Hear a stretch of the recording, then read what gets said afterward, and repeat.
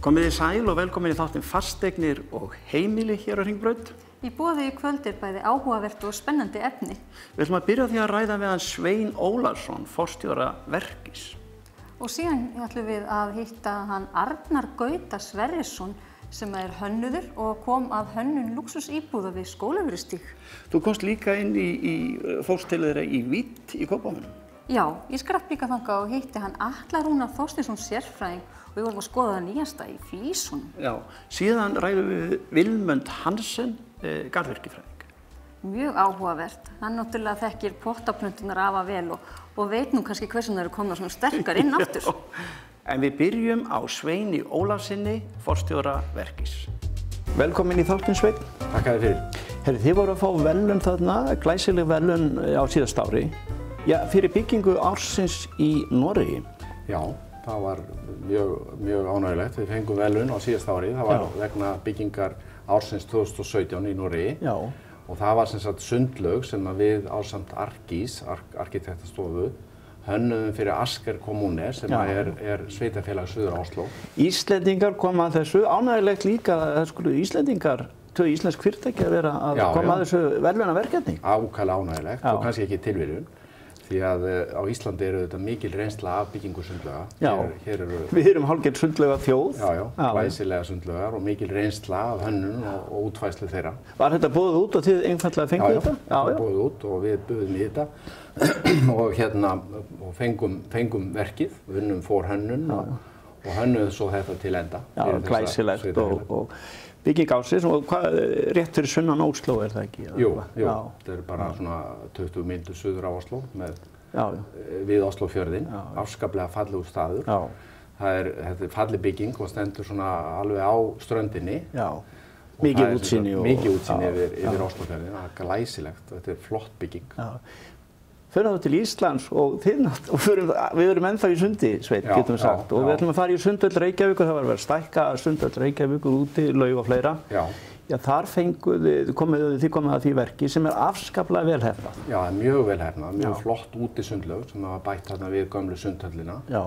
Og já, það var nú verkefnið sem slíkt var að fá umhverfisvottun. Umhverfisvottun, já. En við sáum þarna alla verkfræði hönnun. Já, þetta útlendingar og Íslendingar auðvitað láta allir vel að þessu. Langar að þess að spyrja þig þá öðru, þegar við höfum verið að ræða saman fyrir þetta viðtal, það hafa verið svona þessi tækninjóngar, segðu mér, og þrívídd og fleira. Hvernig hefur starfið á verkfræðistofum landsins eiginlega breyst hvað tæknina snertir? Það er eins og þú nefnir, það er þrívíddin sem hefur breyst mest. Já. Hér áður þá voru allar teikningar bara teiknaðar í tvívídd, enda teiknaðar á pappír. Já. Og síðan þurfti fólk bara átt að sjá því hvernig þetta settist í hæðir og hvar sniði voru tekin og svo framvegis. Já. En núna eru hönnunar líkön, svo kalluð, þar að segja byggingin eða mannvirkið hönnuð í allri sinni þrívídd. Já. Og svo hægt að taka út teikningar, hvernig sem að menn vilja út úr því. Og þið sýnir bara ykkar viðskiptavinur, koma þér bara og það bara þeir fá gleraugun á sig bara strax þá eða hvað? Já, það er hægt að bjóða upp á það. Og þetta býður upp á það að fólk geti séð mannvirkið sem verið að hanna fyrir það áður en að það er byggt. Já, það getur bara eiginlega gengið eiginlega mannvirkið og bara fundið fjarlægðirnar og annað slíkt sko. Já, það er til dæmis í fiskvinnsluhúsi Guðmundar Runólfssonar á Grundarfirði. Þá var hægt að sýna bæði húsið, allt innvolsið, allan búnaðinn sem átt að setja inn í þetta og menn gátu átt að sjá því hvernig þetta kæmist fyrir og hvar það ætti að vera og svo framvegis. Þannig að menn voru bara við framleiðslulínun og bara mátuðu sig nánast? Já, maður getur bara labbað þú og prófa þetta. Já, segðu mér annað, ég vil aðeins þetta með framlag íslenskra verkfræðinga til alþjóðlegrar verkfræði, bara til verkfræðinnar vil ég segja. Skal ég segja, þessi orkukerfi og þessi þekking sem hefur myndast vegna virkjana og jarðhitasvæða, hún okkar framlag, finnst þér til? Já, það er ekki spurning að á Íslandi hefur verið unnið gríðarlega mikið starf í hönnun, sérstaklega jarðhitavirkjana en líka vatnsaflsvirkjana. Það hefur verið mikil uppbygging í þessu undanfarna áratugi. Mikið unnið við þetta hér á Íslandi, mikið af fólki sem hefur mikla og nýlega reynslu Og þið flytjið þetta út, það ekki? Þið hafið verið í Kína og þið hafið verið í Afríku og Georgíu, jarðhitaverkefni í Afríku, jú. Georgíu, sem er eitt af gömlu Sovétlýðveldunum. Þar höfum við hannað meðal annars stóra vatnsaflsvirkjun, 100 megawatta vatnsaflsvirkjun neðanjarðar og fleiri verkefni. Þannig að það má segja að nú þið hafið svo sem komið að ýmsu, hafið ekki komið nánast að flest öllum bara vatnsaflsvirkjum á Íslandi? Við höfum komið verkís og forverarverkís sem eru 6 verkfræðistofur runnu saman. Hafa komið að flest öllum orkuverkefnum á Íslandi eða mjög mörgum, öllum jarðhitavirkjunum tel ég og flestum vatnsaflsvirkjunum. Þið voruð með Nesjavellivirkjun og hvað Svartsengi var það ekki? Við vorum þar og í Svartsengi og í Hellisheiði og Þeistareykjavirkjun núna, svo nýjasta. Nú, og hérna aðeins, maður sýna mynd hérna á skjánum, það líka Búrfellsvirkjunin. Já, nýjasta virkjun Íslands er Búrfellsvirkjun, eða stækkun hennar, sem er 100 megawatta virkjun sem er inn í fjalli og nýtir sama fall og gamla Búrfellsvirkjunin. En þar var hægt að nýta meira reynsli. Búrfellsvirkjun sem sagt, var fyrsta virkjunin, getum við sagt, á þessu Þjórsársvæði. Þarna voru líka myndaðust lón, en náttúrulega þið hafa notið Þórisvatni. Þórisvatni er megin miðlunarlón Íslands og það miðlar vatninu í Þjórsá. Og þannig að það er mjög hagkvæmt fyrir Landsvirkjun sem á þessar virkjanir þarna að setja upp fleiri virkjanir og nýta þetta betur. Svona að kannski lokum svona, þegar það verið að hanna hús og virkjanir og mannvirki. Það er þetta með fítusuna. Horfið þið mikið til orkusparnaðar og þess háttar þegar þið eruð það? Já, í dag er hort til orkusparnaðar í hönnun húsa mjög mikið. Þar er reynt að spara eins og kostur og reyna að fara sem best með orkuna. Þannig að einangrun og allt slíkt nú fer eftir ströngum reglugerðum. Það er gaman að þessu, það er auðvitað þetta með þrívítina, hún er komin og þegar maður var í byggingavinnu hérna í gamla daga handlangari þá sá maður að menn voru hengu við teikningum og pappírum og allt þess áttar. Nú er eiginlega draumurinn sá að það verði bara iPad í höndum iðnaðarmannanna og þeir noti, og það er svo sem sumstaðar verið að gera það. Og það er framtíðin. Sveinn Ingi Ólafsson, framkvæmdastjóri Verkís, þetta komið hjá okkur. Kærar þakkir. Takk að þér.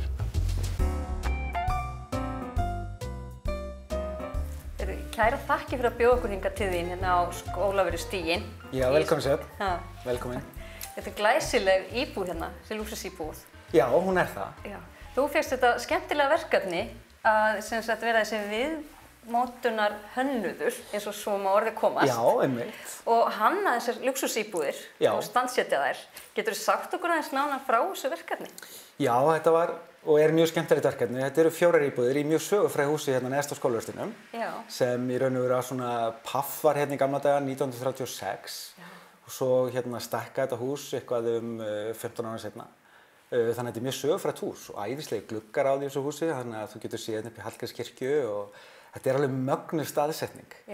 Þær eru frekar svona nettar og litlar þessar íbúðir þannig að þegar ég kem að þessu verkefni og fer að hanna inn í þar, þetta viðmót í raun og veru hvernig líður þegar þú kemur inn í íbúðina og vala húsgögnum og öllu öðru, þá langaði mér svolítið að setja henni upp bara eins og svítu. Þetta væri bara flott, geggjuð svíta. Já, það er bara mögnuð upplifun að koma hingað inn. Já, það var pælingin, sko. Já, en svo náttúrulega það er eitt, það eru margir sem tala um lúxus. En ég meina, hvað þarf að vera í íbúð til þess að hún sé lúxusíbúð? Það er í raun og veru svolítið bara það besta myndi ég segja. Þú veist, í val á hnífum til dæmis nota ég bara global hnífa sem mér finnst vera bestu hnífar sem til eru. Glæsileg konur sem þú að koma og gista þá ertu með aðgang á bestu H.H. Simonsen, hárblásaranum, krullujárnunum sem getur líka slétt.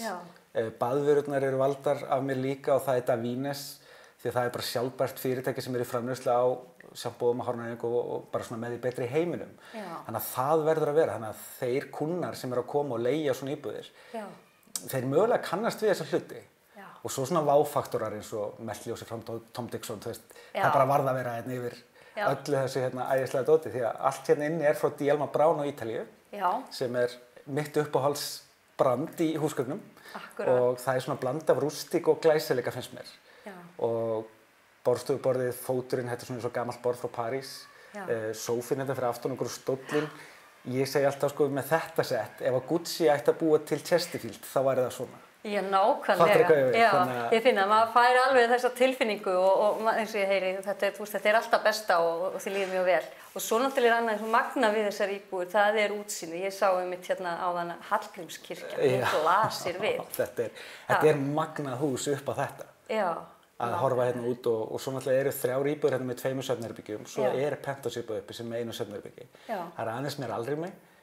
Svo líka svalir hérna út frá íbúðunum og svefnherbergjunum sem náttúrulega bara magnað og horfa hérna yfir, náttúrulega ég elska náttúrulega að horfa yfir 101 skilur en bara vera hérna í þessu umhverfi og svo náttúrulega nummer 1, 2, 3 eins og rúmir líka, þau þurfa bara að vera best skilur og það ekkert best að mínu mati, ég ekki bestur í rúmum sko, þú veist, ég bara ég veit hvað betra og þá leita ég bara ráðgjafa í það sem nú vinir mínir Egill og Gauti, þeir nú bestir í rúm á Íslandi að mínu mati og með þess að þegar ég kaupi rúm fyrir börnin mín, þá spyr ég þá.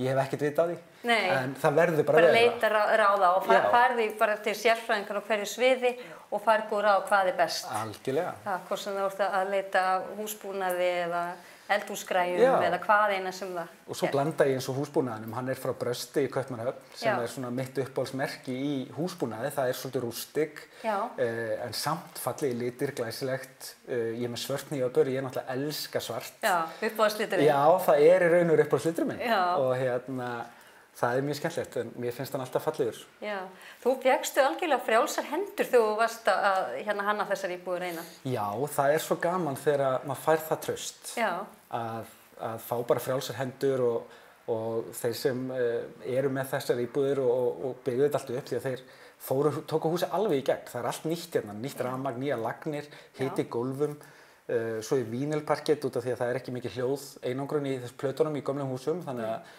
hér dempast hljóðið og þeir tóku það alveg í gegn en gáðu mér alveg frjálsar hendur. Opnarnir hérna svo þessu gamlir en þeir glænýir. Þeir voru keyptir glænýir til þess að hafa allt bara nýtt og að fá svona frjálsar hendur náttúrulega stórkostlegt þannig að í raun og veru þessar íbúðir það endurspeglar svolítið minn karakter og þeir voru hrifnir af því, þetta fyrirtæki og treystu mér algjörlega fyrir þessu og það æðislegt og ég hef ekki oft lent í því, uppáhaldsverkefni mitt eðlilega Library í Keflavík, þar var mér líka treyst algjörlega og sá staður bara ennþá æðislegur og ennþá fullur, þannig að það svo gaman þegar maður fær þetta traust, virkilega. En karakterinn minn klárlega svolítið hérna, ég reyndar eftir að gista hérna sjálfur. Já, vel gert. Já, ég veit að það fer að líða því, en þetta alltaf að fara í útleigu núna í mars, veit ég sko. Já, þá verður þetta útleigu og þetta bara almennum útleigumarkaður? Já, þessar íbúðir hugsað bara fyrir okkur Íslendinga náttúrulega eðlilega og svo erlenda ferðamenn að sjálfsögðu. Þú veist, ég þessi típa sem æðislega gaman að fara í miðbæinn og leigja mér stundum hótelherbergi og vera svona útlendingur í miðbænum þótt ég búi nú bara út fyrir bæinn aðeins. En það geta allir lykt þetta eðlilega, Þetta mjög áhugavert og spennandi og ég bara vil óska þér til hamingju með þetta flotta verkefni og ég tek bara undir með þér þetta karakterinn hann skín í gegn hérna, ég sé það. Takk fyrir sér. Og bara takk kærlega fyrir að bjóða okkur að koma. Minnstum takk. Næst það auglýsingar en farið ekki langt, hér á eftir það Atli Rúnar Þorsteinsson, sérfræðingur hjá Vít. Og síðan ætlum við að ræða með Vilmund Hansen, garðyrkjufræðing og við ætlum að fá að heyra hjá honum af hverju pottaplönturnar eru komnar aftur.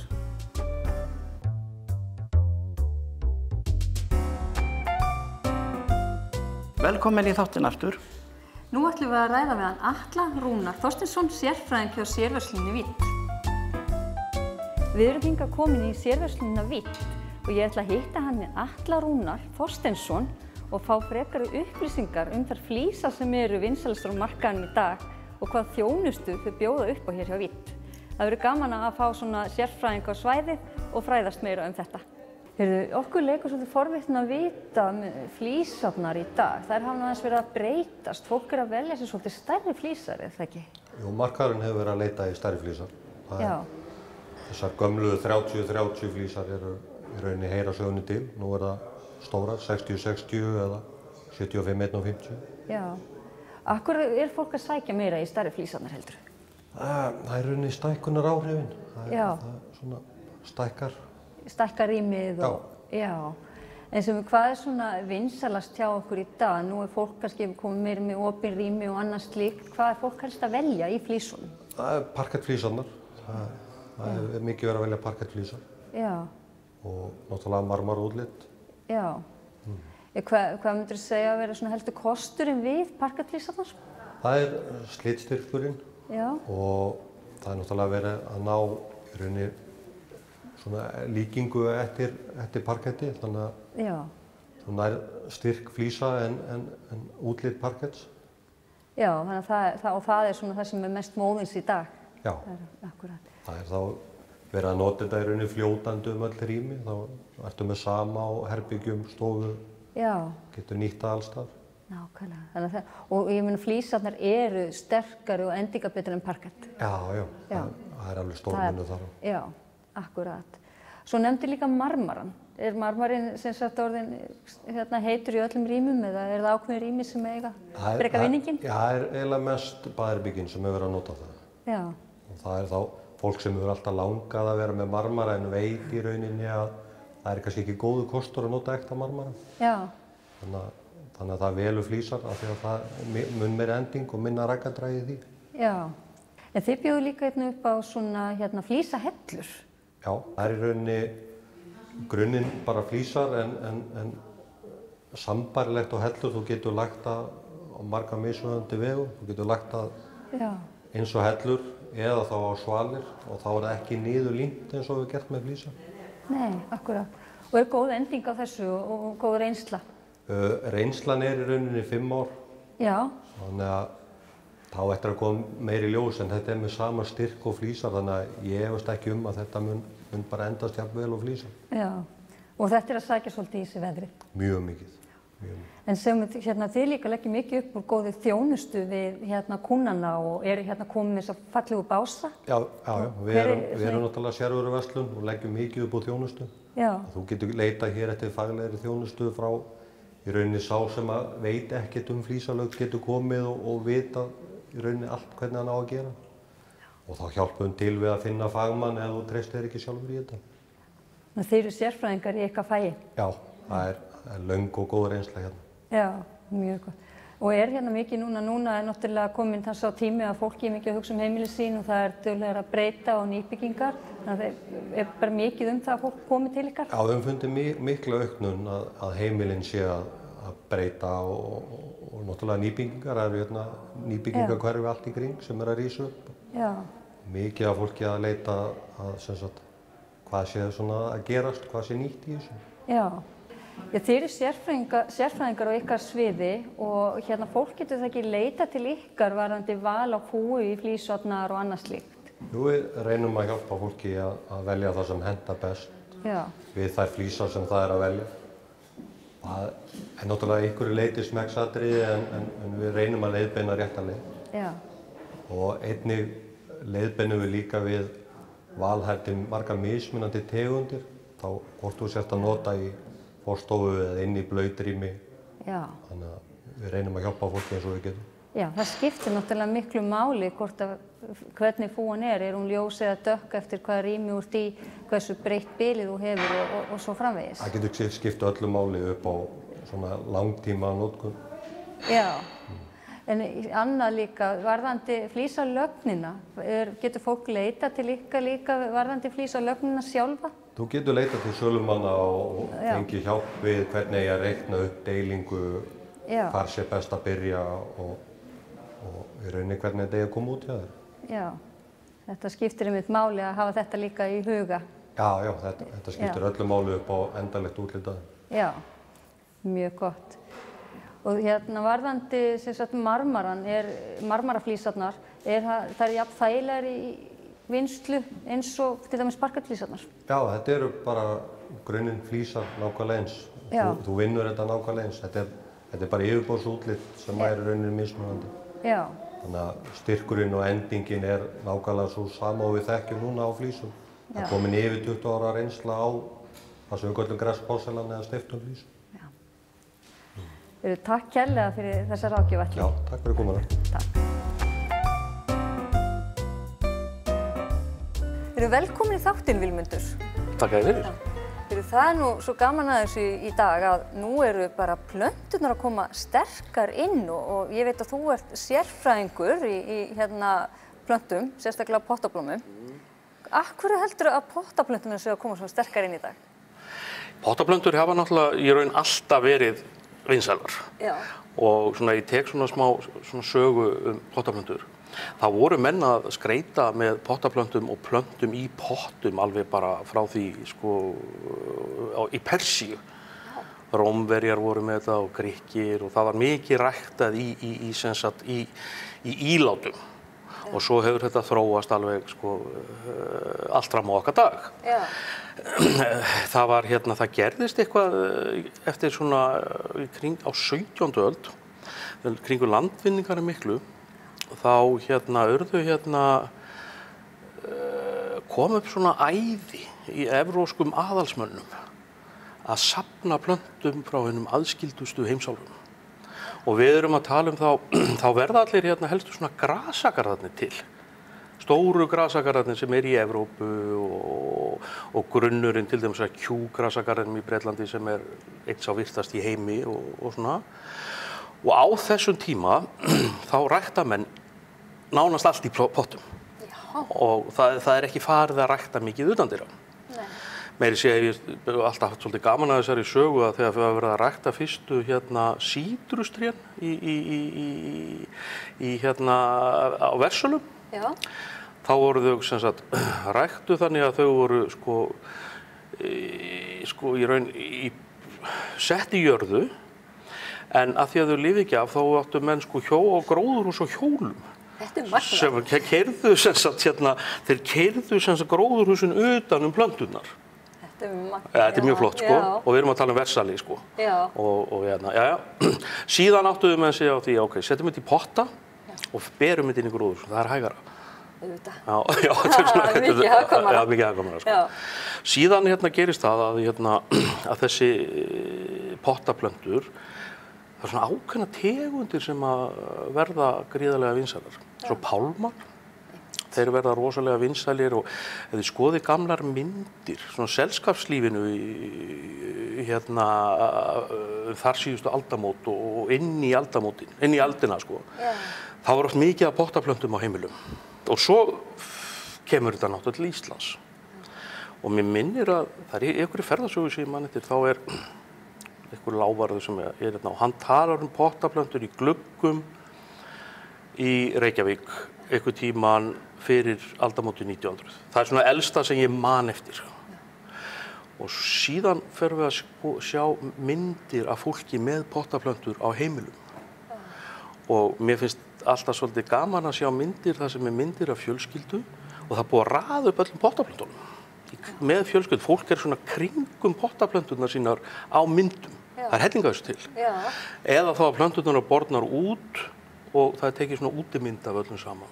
Þetta svona alveg geysilega fallegar og skemmtilegar myndir. Já.